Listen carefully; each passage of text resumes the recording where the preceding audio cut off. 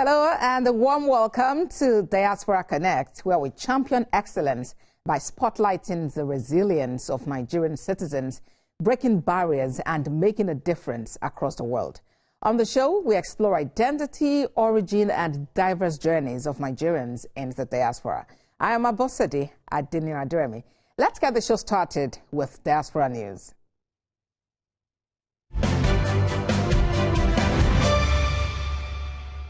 Nigerians in Diaspora Commission NIDCOM has unveiled plans to deploy Nigerian medical professionals abroad to support healthcare delivery across the country. The chairman and chief executive officer of Nigerians in Diaspora Commission, Abike Dabiri-Rewa, announced the Diaspora Health Impact Initiative 2026 at a press briefing in Abuja. The program will see 7 major diaspora medical associations provide specialist interventions, mentorship and training in selected states across the 6 geopolitical zones from the 20th to 23rd of July, ahead of the National Diaspora Day Grand Finale scheduled for 25th and 26th of July. Mrs. Dabiri-Rewa said the initiative aims to align diaspora expertise with national health priorities, with a focus on maternal and neonatal care, sickle cell management, surgical services, and capacity building to strengthen local health systems. So thank you very much. Thank you for joining us today for this important press briefing to formally announce the Diaspora Health Impact Initiative 2026. We call it the DHII 2026 program, a health awareness and health intervention project aimed at bringing healthcare closer to our communities in the 6 geopolitical zones of Nigeria. This initiative is scheduled to run a week before the National Diaspora Day 2026 celebration, which comes up every 25th and 26th of July. And our theme this year is Harnessing Global Diaspora Medical Expertise to Strengthen Local Health Systems for National Development. DHII 2026 is a structured national health intervention platform designed to harness the skills, expertise, innovation and commitment of Nigerian health professionals in the diaspora to strengthen healthcare delivery and improve health outcomes across Nigeria. Nigeria has a pool of highly trained diaspora health professionals who continue to make significant contributions to global healthcare systems. All right, now next on Diaspora Connect is our Did You Know segment, through which we connect you to your roots. Let's check out the following fun facts.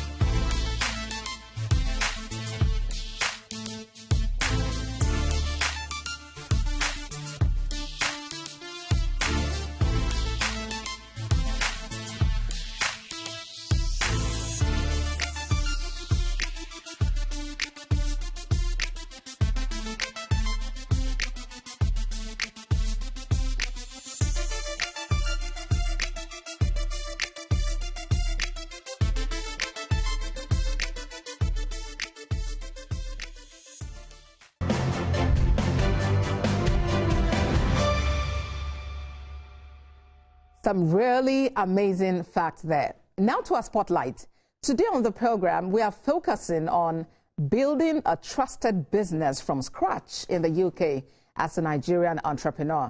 My guest is Dipo Oronti. He is a UK-based entrepreneur and founder of Upminster Recovery, a vehicle breakdown and recovery service established in 2013. His journey reflects resilience, enterprise, and strong community engagement within the diaspora. He began his education at Mayflower Junior School, Ikenne, and later attended Federal Government College, Enugu, before earning a Bachelor of Agriculture from the Federal University of Agriculture, Abeokuta, FUNAB. After graduation, he joined his family business, Oren Plastic Company Limited, where he was involved in management and manufacturing operations, overseeing the production of suitcases, exercise books, and PVC conduit pipes.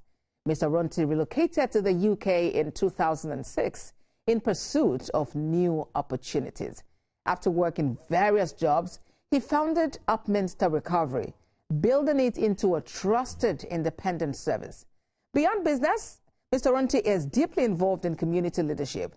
He served as chairman of the FUNAB Alumni Association UK branch for 10 years and remains active in the IDA Ikene Development Association UK branch, Imole, Ikene, and Pinnacle UK. On Diaspora Connect, Mr. Oronti represents the spirit of diaspora entrepreneurship, grassroots leadership, and community-driven impact. Mr. Oronti, it's so good to have you join us on the program today. Welcome. Oh, thank you. I'm glad to be here. All right, so when I heard your name, several things crossed my mind. I'm trying to decipher, where this name comes from, and especially also considering your background from Ikene to Enugu to Abeokuta and then the UK. So tell me a bit about the background you experienced traversing these terrains and how they prepared you for the man you have become. Oh, well, when I finished from uni to start working with my parents, or my dad, let me say, it got to a stage that he let me be the manager of one of the sisters company. And then from there, I played several roles. Being the manager, you adjust everything. So that has helped me. It has really groomed me. By the time I came here, to be independent. I had in mind that my goal is to have my own company. So it has really helped me forward. I'm glad to hear about that goal, because now indeed you have your own company and you are doing excellently well at it. But then I see that you come from an entrepreneurial family. Let's talk a bit about that family business. How is Oren Plastic Company Limited doing now? The business is folded up. We have so many things affecting businesses in Nigeria. You have to buy forex. You have to get forex. You have to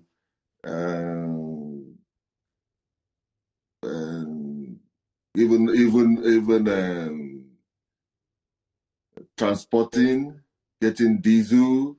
All these factors have always been there. They've always limited the business, and then the business folded up as the old man even exited. So we all had to find our foot. All right.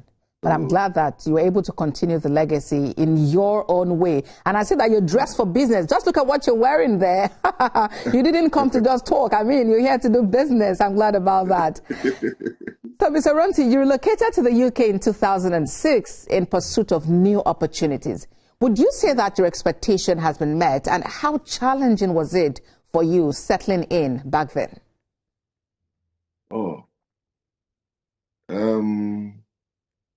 When I came here, it was not an easy, it was not bed of roses, The children were little, so you can't work as you want to, because in this UK, the children are first. Until my last child became independent in walking to school, then I knew it was time for me to, do what I want to do. But before then, I was limited to taking care of the children, my wife had to do day job and I had to do night, all trying to work out how we can, it can be beneficial to us. Yes, those are the constraints we had. But as soon as I got to the stage where the children can go to school on their own, then I knew it was time for me to set up my own business. All right. And what was inspiration for Upminster Recovery? I mean, that particular field now, what inspired you to get in there? And how has the journey been building from scratch? Well, that is, are you ready for an episode? It's a long story. Let's start from somewhere. Okay. I got a job. The job I was doing was parking attendant, and it was a night shift. And the night shift was beneficial to me because that's what I wanted, because my wife was doing day, so that both of us can work. And then it got to a point we were, my boss then was at loggerheads with the team manager. And then our team we were four. We were four doing the night shift. And then it was a funny incident. The boss wanted to get rid of our team leader, but he couldn't do it alone. And then we went home. So when I got home, I was at home for 1.5 months. While at home, I'm not used to staying at home, doing nothing. I'm very hardworking. So a man proposed to me that we should do a job together. There's a company that selling insurance, life insurance. So I went. And when I got to the company, I was interviewed, and the man said, what was I here for? I said, well, I came here to make additional income. And then the man said, no, that's not the answer he wanted. He said he wanted something that I really, had prospects for, what I enjoyed doing. So that was what inspired me. When I got home, I started thinking, what do I enjoy doing? What do I like doing? So I bought a piece of paper, I started answering it. I like driving. I like listening to music, So I started developing it. How can I make money from driving? And then I was answering it. I could be a cabman. I could be a recovery driver. I could be a delivery driver, Then that was the the driving part. And then the other part, the music. I like listening to music. I could be a DJ. So how can I make money from being DJ? I mean, I could be a DJ rather. How can I make money? That's how I can make money from music. So, and then when I go home, I just started ordering. I called one of my friends that was a DJ. I asked him, hey, I want to be a DJ. He said, what do you mean? When did you start thinking about it? I said, yeah, that's what I want to do. So I said I wanted a website where I can buy the equipment. He gave me. I ordered the equipment. I had a 5,000, credit card. I ordered the equipment. And then I asked one of my friends that was doing recovery already. I want to join the business. He said, Where? Let's go. We went to on Gumtree. I saw this truck, I like it, and then I ordered it. When I ordered, I was trying to place order. Sorry. When I was trying to place order, the guy said he knew the guy that owns it. So we went there. We went to the guy that owns it. Asked how much. He said the amount. Oh, well, I said it was too much. He said no. That's how he's going to pay as advertised. Okay. Then I now told him, look, what I want you to do is this. I will buy the truck, but I want you to train me. He said that's no problem. He will train me. So I bought the truck, and the guy did as promised. He trained me, and then that's how I started the business. So everything that I knew to know about the business, he gave it to me, and then here we are today. Wow. It's been an amazing journey. And, I'm just taking a look at these videos of yours on screen. I see you dancing. You are doing your DJ. And, well, perhaps some other time we'll be able to talk about whether you are still doing the DJ work. But even in this recovery business, you're doing it excellently well. I see you dancing by the vehicles, even in the middle of the road, wearing your agbada and dancing. I mean, you're born for this, made for this, and you're doing incredibly well.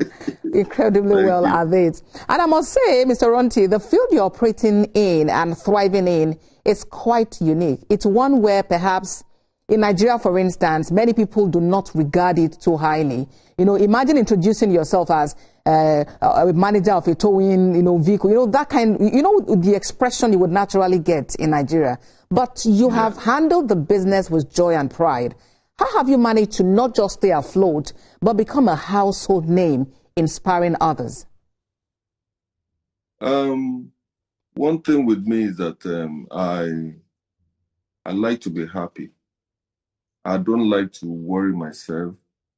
So in my job too, that is the thing I always carry. Even my customers, some of them come with their family, from I advise them, So that is the way. Just try to be happy because this life is very short. Very short. As much as you can stay happy is the most important thing, because that is one of the things that can even give you long life. Yeah. So, and I see that you're very active in the business. Do you have people working with you? Do you have, a proper structure such that, when you grow much older and you're unable to do the daily running around, the business keeps going? Well, that is the thing I'm trying to do now. Because right now I'm 60, and if I do this job for another 10 years, that means I'm very, very lucky. So I'm trying to, pass it over to my son if he is. And he's interested, right? He's showing interest, but some of them, they are graduates. They don't want to. They don't want to stay dirty. Yeah. Meanwhile, there's money, huge money in dirt. Exactly. All right, Mr. Oronti. So I know that you are quite an active participant also in some Nigeria Diaspora initiatives, some community programs. You've held office as chairman of the FUNAB Alumni Association UK branch for 10 whole years, a decade, among other initiatives. How do you support development back home in Nigeria? Back home in Nigeria, I have a club in my hometown, and we do various,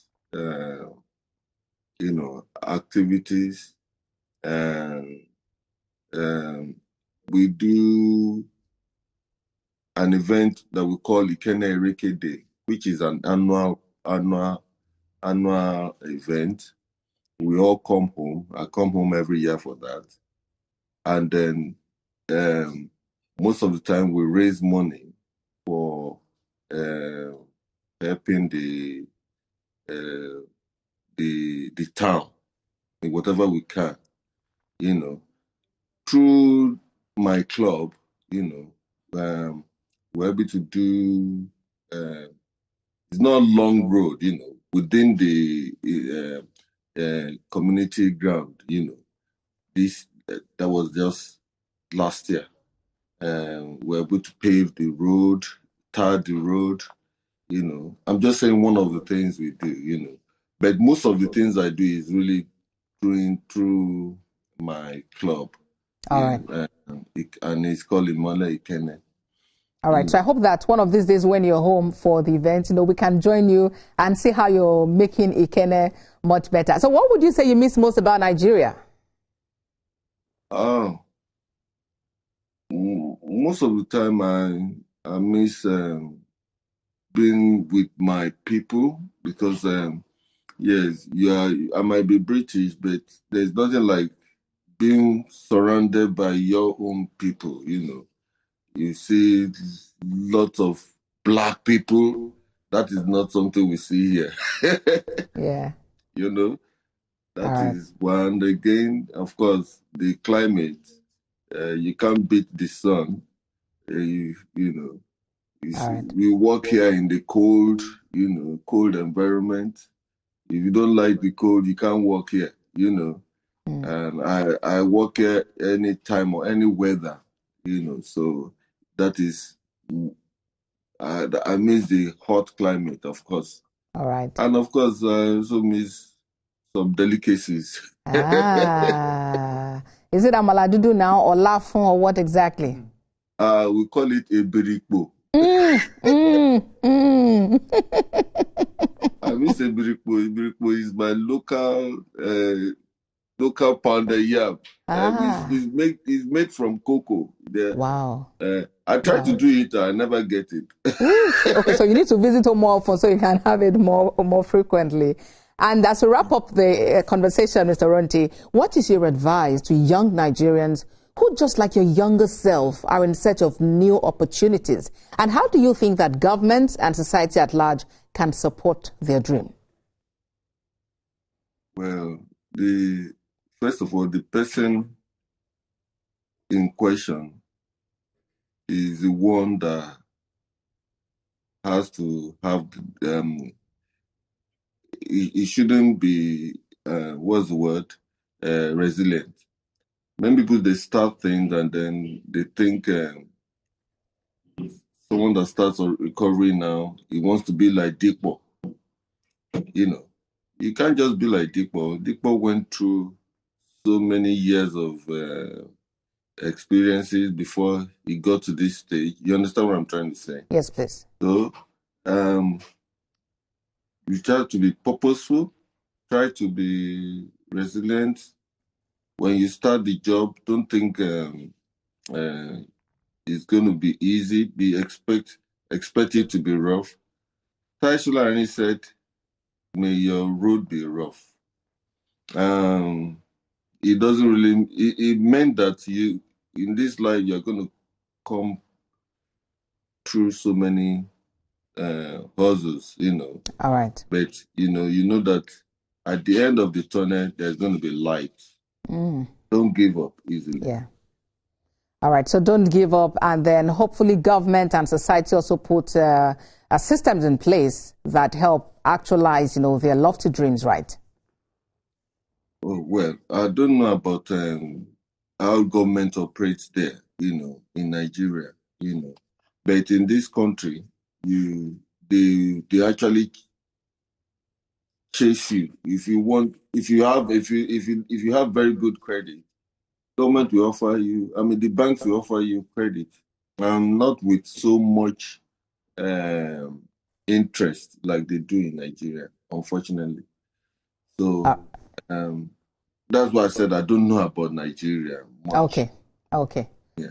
Well, thank you so much for sharing with us. Mr. Dipo Oronti is UK-based entrepreneur and founder of Upminster Recovery, a vehicle breakdown and recovery service. Thank you so much for your time. Please keep dancing, keep being happy, keep making Nigeria proud. Thank you very much. You have a nice day. Thank you. Well, what a conversation there. As we wrap up the show today, remember to start where you are with what you have. Be resilient, and that very beautiful future you're looking forward to will just be within reach. Thank you so much for being a part of the show today. I look forward to seeing you in subsequent editions of the program. I am Abosede Adeniran Jeremy. Enjoy the rest of your day.